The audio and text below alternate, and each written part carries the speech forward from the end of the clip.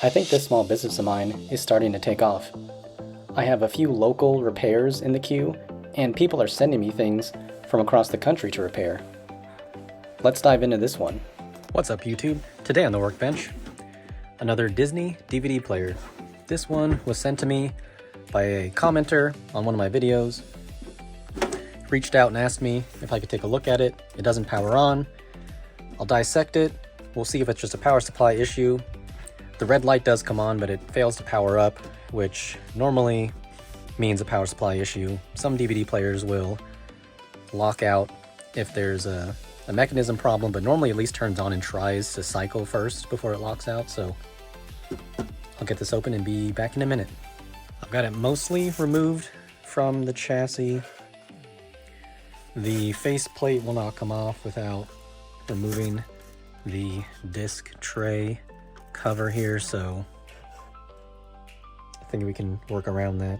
But suspecting a power supply issue, I'm not seeing anything obvious, but I'll have to go and measure these caps here. Whoever designed this never ever thought it was going to be serviced, because you can't get the DVD drive off the board without opening this, because this is too big to fit through the slot. And it was a wrestling match trying to get this off without disturbing anything else. So, moving on. Kung Fu Panda was inside, if anybody cares. I was probing around the power supply with this little smart tweezer. Reads the ESR of capacitors. Located this one that's quite high. It's a 1000 microfarad at 6.3. If I measure it, we'll see that the ESR, the bottom left there, almost 6. That's incredibly high for this, like 10 times what it should be.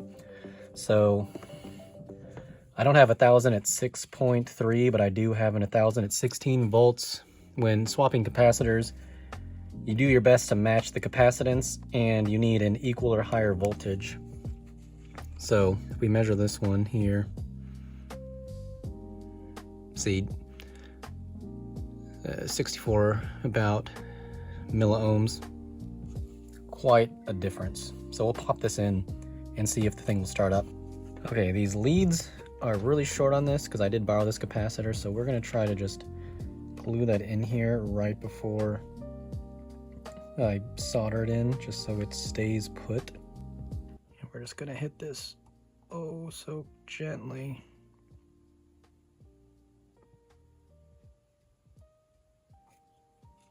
Hopefully it holds in there. Kind of skeptical right now. Oh, come on. All right, this is minimal assembly for testing purposes. I'll try to turn some things on and see what happens here.